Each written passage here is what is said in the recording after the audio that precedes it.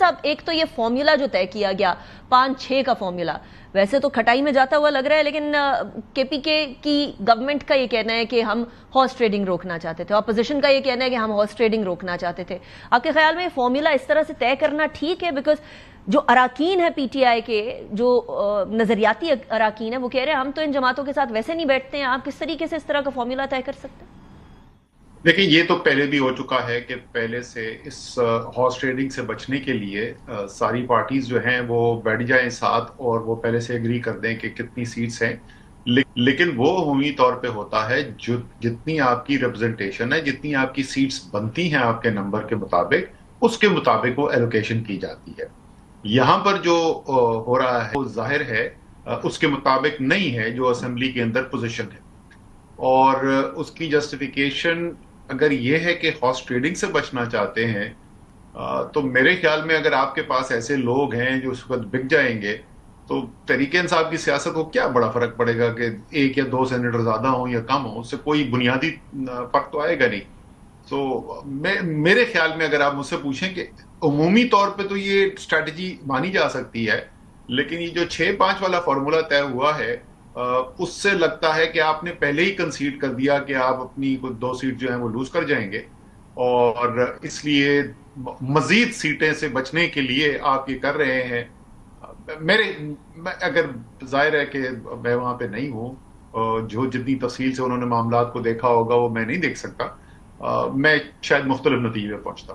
آپ یہ 5-6 والے فارمولے پہ نہ جاتے، آپ انتخابات کی طرف جاتے؟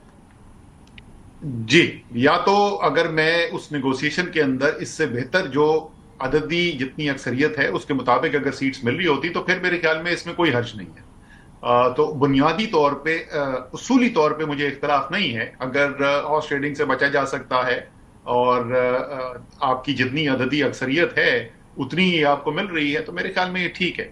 وہ ایک الگ بات ہے کہ یہ جو نظام ہی جس طریقے سے سینٹ کی الیکشن ہوتے ہیں اس کو بدلنے کی ضرورت ہے، شدید ضرورت ہے اس کی. لیکن 6-5 کا تو مطلب ہے آپ نے پہلے سے ہی مان لیا کہ آپ کی کم سے کم 2 سیٹیں تو چلی جائیں گی، اور خطرہ یہ ہے کہ اس سے بھی زیادہ چلی جائیں گی. اگر اتنے برے حالات ہیں اور اتنے لوگ جو ہیں وہ بکنے کو تیار ہیں تو میرے خیال میں ایکسپوز ہونے دیں لوگوں کو. ابھی خبر تھوڑی دیر پہلے خبر چل رہی تھی کہ جو بریک تھرو ہے وہ والا معاملہ اس ٹائم پر نہیں، کل انتخابات ہوں گے. سو اب تو انتخابات کی طرف چلا گیا نا معاملہ. تو یہ کیا پی ٹی آئی کے اندرونی معاملات، ان کے بیرونی جو ڈیسیجنز ہیں یا بیرونی انہوں نے کمٹمنٹس دی ہوئی ہیں، ان کے سامنے بھی آ رہا ہے؟ پی ٹی آئی تو کمپلیٹلی بریک ڈاؤن نہیں ہو گئی اسد صاحب after you left and after many of the people left? کیا گیا ہے نا جی، وہ ایسے خود بخود تو نہیں ہو گیا، وہ آرگینک نہیں ہوا. تحریک انصاف کے ساتھ جو ہوا ہے وہ کیا گیا ہے، اور یہ اب آپ کا فیصلہ ہے. میرے خیال میں تو پاکستان کی سب سے بڑی سیاسی قوت کو اس طریقے سے بری طریقے سے توڑ دیا جائے، اس سے اس پارٹی کا صرف نقصان نہیں ہے، ملک کا نقصان ہے. لیکن بالکل آپ ٹھیک کہہ رہے ہیں، ٹوٹ پھوٹ نظر آتی ہے، اور آپس میں اختلافات اتنے شدید ہو گئے ہیں کہ وہ مستقل طور پر صرف بیانات کی حد تک نہیں بلکہ فیصلوں کی حد تک بھی آپ کو وہ اختلاف نظر آنے شروع ہو گئے ہیں. لیکن یہ خود بخود نہیں ہوا، یہ کیا گیا ہے. اگر کوئی سمجھتا ہے کہ اس سے ملک کی کوئی بہتری ہو رہی ہے تو میں تو نہیں اس بات سے اتفاق کرتا. مرزا آفریدی صاحب 9 مئی کے بعد بیان دیتے ہیں، وہ واپس آ جاتے ہیں پی ٹی آئی میں. اسد عمر صاحب نہیں آتے، فواد چودھری نہیں آتے، باقی لوگ نہیں آتے، کیوں؟ اچھا، فواد چودھری تو خیر آنا چاہتے ہیں، میں نے تو کوئی ایسی خواہش کا اظہار نہیں کیا. لیکن یہ مرزا آفریدی پہلے نہیں ہے. اس وقت آپ کے پنجاب کے 2 ریجنز کے صدور ایسے ہیں جو میرے خیال میں ورکر ہیں تحریک انصاف کے. مرزا آفریدی پہ تو چلیں بہت مختلف رائے پائی جاتی ہے، لیکن ان لوگوں کے بارے میں تو کوئی دو رائے نہیں ہے. وہ تحریک انصاف کے ورکر ہیں. وہ بھی ایسے ہی ہوا تھا، دباؤ آیا، چھوڑ گئے، پھر واپس آنے کے لیے انہوں نے اظہار کیا اور ان کو لے لیا گیا. میرے خیال میں اس میں کوئی بنیادی طور پہ کوئی حرج نہیں ہے. صرف یہ ہے کہ فیصلہ جو ہے اس فیصلے کی بنیاد جو ہے وہ پارٹی کی بہتری ہو، کوئی اور مصلحت اس کے پیچھے نہ چھپی. کون سی اور مصلحت نظر آ رہی ہے اسد عمر صاحب آپ کو ادھر؟ بہت ساری ہو سکتی ہیں. آپ کو جو مقتدرہ ہے ان کی طرف سے پریشر ہو سکتا ہے، پیسہ ہو سکتا ہے، کچھ بھی ہو سکتا ہے. اور یہ جو عرفان سلیم صاحب ہیں، ان کے بارے میں تو بہت زیادہ وہ ہو گیا تھا نا کہ he was grass root worker, اگر ان کو سائیڈ پہ کر دیا. اس طرح کا اختلاف ایک ایسے پوائنٹ پہ جہاں آپ نے پراپر تحریک چلانی ہے اور 5 اگست کو اس کا پیک لے کر آنا ہے، آپ کو لگتا ہے this is healthy for P T I? چلے وہ جو ہوا یا جو آپ کہہ رہے ہیں کہ ان کو ویک کیا گیا وہ اپنی جگہ پر ہے، لیکن کسر تو انٹرنلی پی ٹی آئی بھی کوئی نہیں چھوڑ رہی نا؟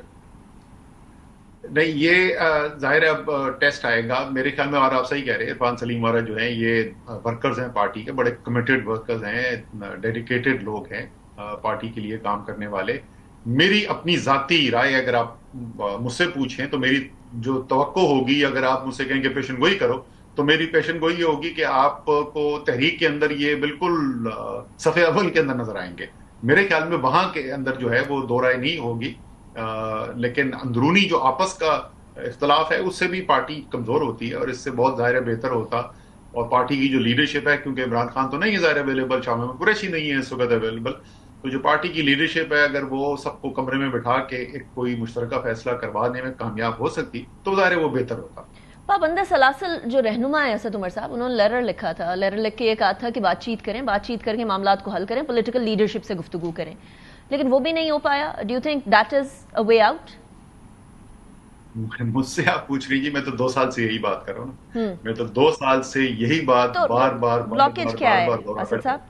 دہراتا چلا جا رہا ہوں۔ تو میں نے تو جب وہ دیکھا خط جس میں جن کو میں اسیران لاہور کہتا ہوں، جب ان کی میں نے یہی بات سنی تو میری تو ظاہر ہے مکمل طور پہ ہمدردی ہے اس نقطہ نظر کے ساتھ۔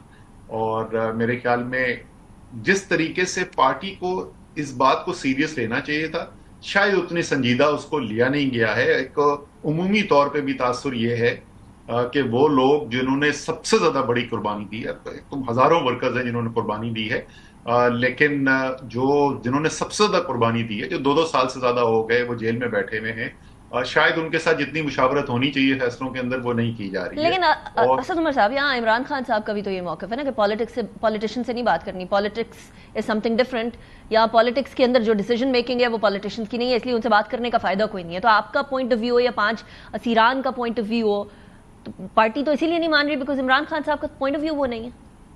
میں وہی تو کہہ رہا ہوں نا کہ اگر ہمیں نظر آئے کہ ایک مشاورتی عمل ہو رہا ہے، وہ 5 لوگ جو ہیں ان کے ساتھ سینئر لیڈرشپ جو ہے وہ ملاقات کر رہی ہے، اس چیز کے اوپر بات چیت ہو رہی ہے، اور سنجیدہ طریقے سے، یا ان کو وہ کنونس کر لیں، ان کو اس بات کے اوپر آمادہ کر لیں کہ نہیں جی یہ آپ غلط کہہ رہے ہیں اور بہتر راستہ یہی ہے کہ ہم سیاسی پارٹیوں سے نہ بات کریں، یا تو ان کو کر لیں۔ اور اگر نہیں، اگر واقعی میں آپ کو نظر آ رہا ہے کہ ان کی بات میں وزن ہے، تو پھر بات وہ جو نقطہ نظر ہے وہ لے کے عمران خان صاحب کے سامنے لے کر جائیں اور بات کریں۔ صرف اس وجہ سے کہ خان صاحب جو ہیں وہ ایک مختلف نقطہ نظر رکھتے ہیں، ظاہر ہے آخری فیصلہ تو انہوں نے کرنا ہے، لیکن اس کا مطلب یہ تو نہیں کہ آپ اپنا نقطہ نظر ان کے سامنے نہیں رکھیں گے۔ تو آپ کو لگتا ہے ابھی کی لیڈرشپ اتنی ہمت نہیں کرتی کہ وہ اپنا نقطہ نظر خان صاحب کے سامنے رکھے؟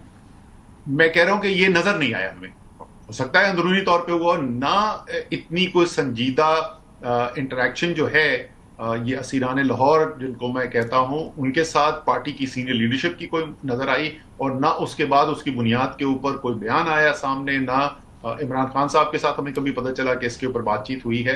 اور ظاہر ہے عمران خان صاحب کے ساتھ ملاقات کرنے میں بندشیں بھی بہت ہیں، لیکن پھر بھی ملاقات ہو تو جاتی ہے نا، تو وہ نظر نہیں آیا۔ اگر ہوا ہے تو بہت اچھی بات ہے۔ اچھا، آپ سیاست کا روزہ کب توڑ رہے ہیں اسد عمر صاحب؟ میں سیاست کا روزہ، اس وقت سیاست ہے کون سی کی بات؟ میں آپ کو اس وقت بتاؤں، مجھے کل ایک خبر پتا چلی، وہ دیکھ کے مجھے اتنا افسوس ہوا۔ یہ تحریک انصاف کے وہ نوجوانوں کے جو الگ سے ونگ ہے، انصاف یوتھ ونگ، اس میں نئے صدر اور سیکرٹری جنرل جو ہیں وہ نامزد ہوئے ہیں، وہ سارے ملک کے اندر جا رہے ہیں، دورے کر رہے ہیں، وہ بلوچستان بھی گئے۔ بلوچستان کی صورتحال آپ کو پتا ہے کہ کیا ہے اس وقت بلوچستان کی صورتحال، اور وہاں پہ وہ جا کے جلسے کرتے ہیں، اور بالکل اور انہوں نے عمران خان زندہ باد کے نعرے بھی لگائے، لیکن پاکستان زندہ باد کے نعرے بھی لگائے۔ بلوچستان کے اندر کھڑے ہو کے سیاسی پلیٹ فارم سے پاکستان زندہ باد کے نعرے رکھ رہے، یہ کتنی بڑی بات ہے پاکستان کے لیے۔